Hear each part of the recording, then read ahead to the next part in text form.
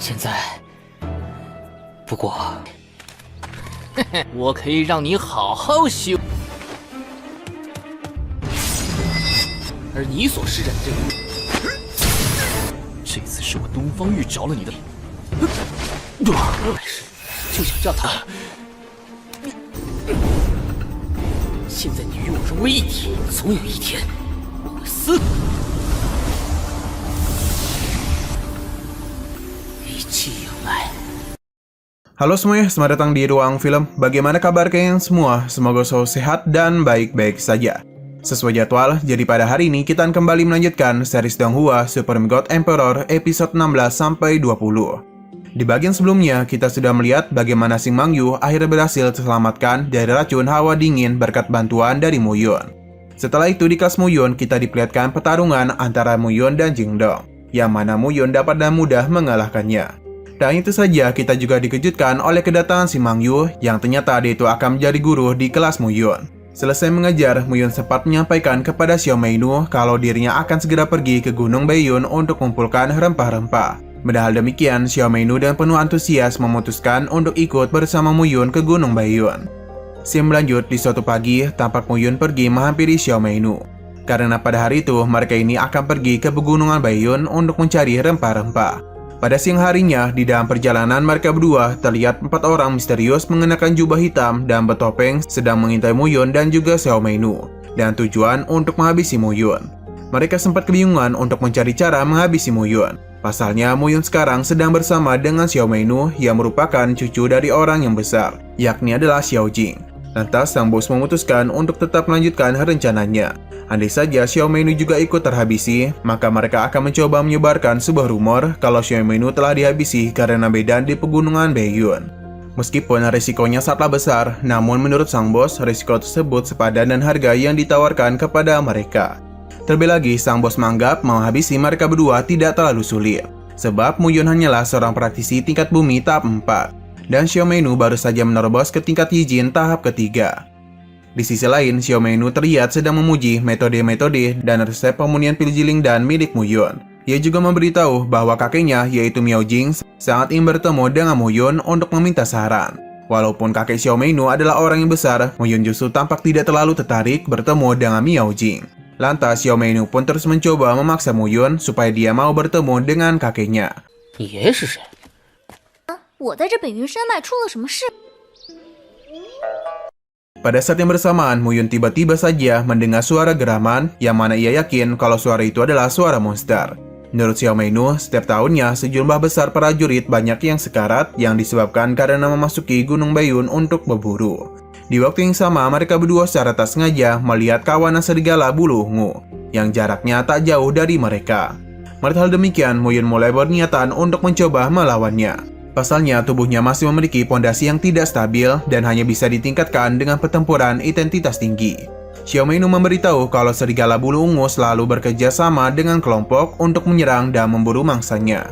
Ia juga sempat merasa khawatir dengan niatan Mu Yun yang ingin menghadapi kawanan serigala bungu itu sendirian.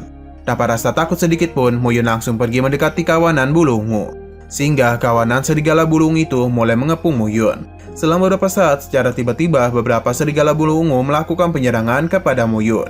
Akan tetapi, Mu Yun berhasil menaklukkan mereka dengan mudah.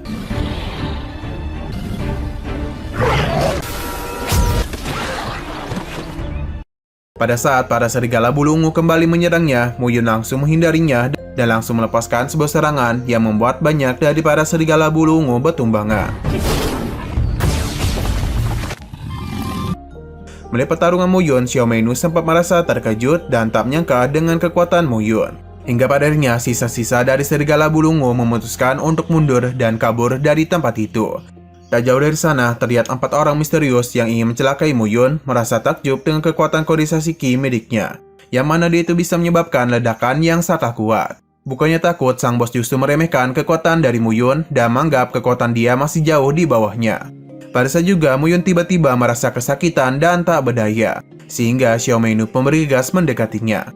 Ketika Xiao Meinu mendekat, Mu Yun memberitahu bahwa ada beberapa orang yang sedang mengawasi mereka. Mu Yun ternyata sudah mengetahui tentang keberadaan 4 orang tersebut. Bahkan jauh sebelum memasuki pegunungan, ia sudah menyadarinya terlebih dahulu. Lantas Mu Yun pun memutuskan untuk mencoba memancing 4 orang itu keluar dengan cara berpura-pura menderita dan kesakitan. Ketika mereka berdua sedang berakting, 4 orang itu pada akhirnya terpancing dan langsung muncul di hadapan Mu Yun. 现在，不过我可以让你好好修。 Mereka berempat pada saat itu benar-benar percaya dan berhasil tertipu dan akting yang dilakukan oleh Mu Yun dan Xiao Meinu. Sehingga salah satu dari mereka bergegas untuk melakukan penyerangan menggunakan pisau. Alhasil Mu Yun dapat dan cepat mengambil pisaunya hingga membuat orang itu meninggoy seketika. 怪物。是啊， Kemudian Mu Yun mulai menanyakan mengenai siapa dalang di balik mereka berempat. Melihat temannya yang meninggoy, sang bos pun menjadi sangat marah. Ia pun juga sempat mengancam Mu Yun dengan mengatakan kalau ia dan teman-temannya bisa menghabisi Mu Yun dengan mudah karena mereka berada di ranah Maijing. Tanpa berpikir panjang lagi, sang bos memberikan perintah kepada rekannya yang bernama Lau untuk menggunakan sebuah teknik. Selesai Lau menggunakan tekniknya, sang bos langsung berlari ke arah Mu Yun dan tujuan untuk menyerangnya. 25000斤巨力，拿命来！ 是和我硬碰硬。 Dapat rasa takut sedikit pun, Mu Yun bergegas berlari ke belakang lawannya dan memberikan sebuah serangan. Sayangnya serangan Mu Yun tak berefek apapun. Hingga pada akhirnya Mu Yun lah yang sempat sedikit termundur karena serangan musuhnya. Tak jauh dari sana terlihat Dongfang dan Jingdong sedang mengamati pertarungan tersebut. Mereka berdua berencana akan ikut turun tangan dan memberikan eksekusi terakhir ketika Mu Yun sudah sekarat. Sementara itu, pertarungan Mu Yun dan lawannya terus berlanjut dengan sangat sengit. Tampak serangan dari lawannya itu sama sekali tak dapat mengenai dirinya sedikit pun. Lalu Mu Yun bergegas kembali membalas serangan, sama halnya dan lawannya tersebut. Akan tetapi serangan musuhnya sama sekali tak mengenai Mu Yun dan serangan pedang langit milik Mu Yun lah yang justru berhasil menghancurkan pertahanan musuhnya sampai membuatnya tak berdaya. 而你所施展这个， Setelah itu Mu Yun pun mulai kembali menanyakan siapa dalang di balik semuanya. Bahkan Xiao Meinu yang merasa emosi juga mencoba memberikan sebuah ancaman. Dengan penuh luka dan rasa takut, sang bos pun pada akhirnya berniat ingin memberitahu Mu Yun. Namun ia tiba-tiba saja dihabisi dengan sebuah kunai oleh Dongfang. Melihat Dongfang dan Jingdong, Mu Yun pun langsung mengajak Xiao Meinu untuk segera pergi. Akan tetapi Xiao Meinu menolak ajakan tersebut dan langsung mengancam dan mengatakan kalau dirinya akan melaporkan Dongfang dan Jingdong kepada Dekan Lu. Lantas Dongfang Lu mengatakan kalau Mu Yun dan Xiao Meinu tidak akan pernah bisa melaporkannya kepada Dekan Lu, sebab mereka berdua akan segera meninggoy di Gunung Baiyun. Dongfang juga mencoba mengancam dan memarahi Mu Yun agar dia memberikan senjata-senjata sihirnya. Di waktu yang sama, Mu Yun mengatakan kalau ia tahu kalau dalang dibalik semuanya bukanlah Dongfang, melainkan Mu Fengyuan dan Mu Fengqing. Tanpa rasa ragu, Dongfang memberitahu kalau Mu Fengyuan dan Mu Fengqing sudah menghabiskan sekitar 1000 batu roh untuk meminta dirinya menghabisi Mu Yun. Merasa sedikit terancam, Mu Yun kembali menyuruh Xiao Meinu agar bergegas pergi. Namun Xiao Meinu mengabaikannya karena ia tak akan membiarkan Mu Yun menghadapi Dongfang dan Jingdong sendirian. Setelah itu, Dongfang langsung melepaskan serangannya yang membuat Mu Yun menjadi sangat kewalahan dan energi Yuan milik Dongfang yang sangatlah kuat. Tak hanya dan energi Yuan saja, Dongfang juga berhasil membuat Mu Yun termundur dan teknik bahu anginnya. Melihat teknik bahu angin, Mu Yun terang-terangan mengatakan kepada Dongfang kalau dirinya sangat menginginkan teknik tersebut. 这一点，八荒眼是一门好武器。 Tidak berhenti sampai di situ, Dongfang pun kemudian mulai mengumpulkan energi Yuan dan teknik bahu anginnya. 我赢，一天硬怕了，就躲进龟壳里了。唉，确实是一门。 Tak tinggal diam saja, Mu Yun mulai menggunakan kondensasi Yuannya untuk melawannya. Pasalnya, kondensasi Yuan seharusnya bisa dilakukan oleh ranah bumi tahap 8 saja. Sedangkan Mu Yun masih berada di ranah bumi tahap kelima. Terlihat kekuatan dari Dongfang membuat di area sekitarnya menjadi bergetar, sampai membuat pohon-pohon bertumbangan. Pada saat Dongfang melepaskan serangan segala hidup dan mati, mendadak gulungan Jushian milik Mu Yun memberikan kekuatan kepadanya. Dan bantuan dari gulungan Jushian, Mu Yun pun mulai menggunakan teknik Void untuk menahan serangan Dongfang. Sayangnya, teknik milik Mu Yun masih belum berhasil menangkal serangan dari Dongfang, sehingga serangan Dongfang pun membuat Mu Yun terhempas ke tanah. 看你还拿什么来挡我的手？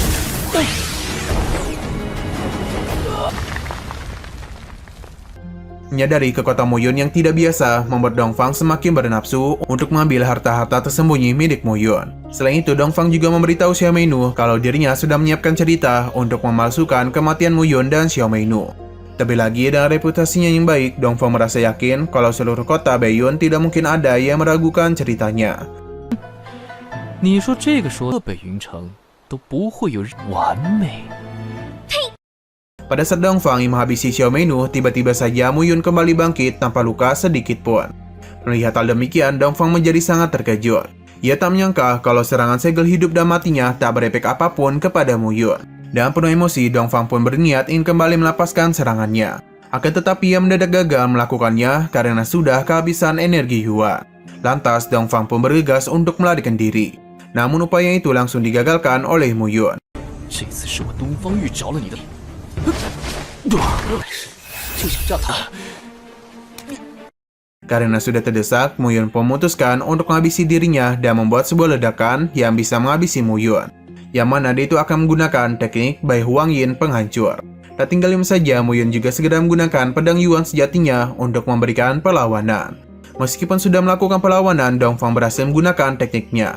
Seketika, ia pun lenyap dan menanamkan energi jahat ke dalam jiwa Mu Yun. 真元剑连我的八荒银死得合一，上你很快就。 Ledakan dari teknik Dongfang membuat Mu Yun merasa khawatir. Karena bisa saja ada orang yang menyadarinya di sekitaran hutan ini. Sehingga ia memutuskan untuk pergi menjauh dan mencari tempat yang aman. Di perjalanannya, terlihat Mu Yun sangat tidak sanggup untuk terus berjalan. Dia mengatakan jika saja bisa memasuki ranah spiritual dan membuka 10 titik meridian di tubuh, pasti akan mudah baginya untuk menghapus energi jahat yang ditanamkan oleh Dongfang. Setelah itu, Mu Yun mulai memasuki lautan jiwanya dan mencoba mengendalikan gulungan Jushian yang sudah tercampur energi jahat. Mu Yun berencana akan memasukkan kondensasi spiritualnya supaya bisa memulihkan meridiannya secara total. Hingga akhirnya dia berhasil pulih dan sempat menyadari kalau ada sesuatu yang besar di balik gulungan Jushian. 现在你与我融为一体，总有一天我会死。一起迎来。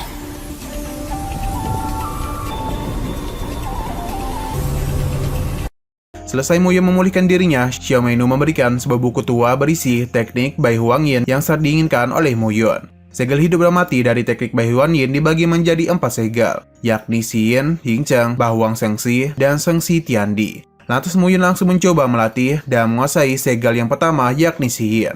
Menurut Mu Yun, kekuatan Suyin terletak pada kondensasi energi murni di dalam tubuh, sehingga setiap energi murni yang dihasilkan bisa stabil. 在于对体内真元都能够稳稳定格。 Setelah sepanjang hari melatih segel Suyin, Mu Yun tiba-tiba mulai menyadari kalau di sekitarnya ada Mulang dan Mu Yuan. Tak jauh dari sana, Mu Yun mendapati Mu Yuan yang sedang menjelaskan kepada Mulang mengenai apa yang telah dilakukan oleh Mu Yun. Pada saat itu diketahui bahwa Mu Yuan, Mulang, dan yang lainnya sedang berusaha mencari keberadaan dari Mu Yun dan Dongfang. Mereka mengira kalau Dongfang sudah berhasil mengalahkan Mu Yun. Padahal faktanya Dongfang sudah lenyap. Dan pada saat takut, Mu Yun dan Xiao Meinu pun langsung menunjukkan keberadaannya di hadapan mereka 你 semua. 这次还有东方玉出马？哼，暮云是废物。谁？ Melihat keberadaan Mu Yun, mereka sempat terkejut karena ternyata Mu Yun masihlah hidup. Di satu sisi, mereka juga merasa lega karena mereka saat ingin mengalahkan Mu Yun dan mengambil hartanya. Pada saat itu, Mulang tampak merasa sangat kesal dengan Mu Yun yang telah mempermalukan kakeknya di depan umum. Oleh karena itulah, Mulang menyuruh Mu Yun agar segera memohon maaf kepadanya. 暮云，你之木狼说，结果还不是贪图木导师。 Kemudian Mulang langsung memerintahkan kepada 4 orang yang sudah ia sewa untuk menyerang Mu Yun. Dan santainya Mu Yun langsung mengcounter serangan 4 orang itu, hingga membuat mereka semua terpental dan tak berdaya.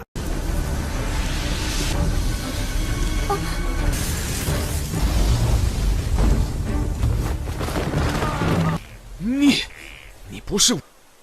是大哥。 Dan berhenti sampai di situ, Mu Yun kemudian dan cepat memukul Mulang sampai membuatnya terlempar. Tak terima dengan perlakuan dari Mu Yun, Mulang dan Mo Xia bekerja sama untuk menyerang Mu Yun. Meskipun Mu Yun sendiri saja menghadapi mereka berdua, tetap saja Mu Yun berhasil menumbangkan mereka dengan mudah.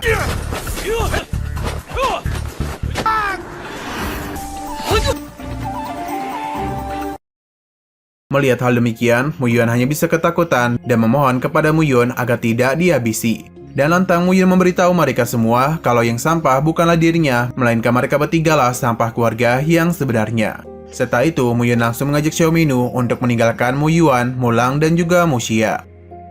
Pada sore harinya, sampai di kota Baiyun, Mu Yun dan Xiao Meinu tampak lusuh dan kotor layaknya seorang pengemis. Kemudian mereka berdua langsung pergi menuju Pavilion Sendan dan tujuan untuk menjual pil Yao atau pil iblis yang mereka dapatkan di Gunung Baiyun.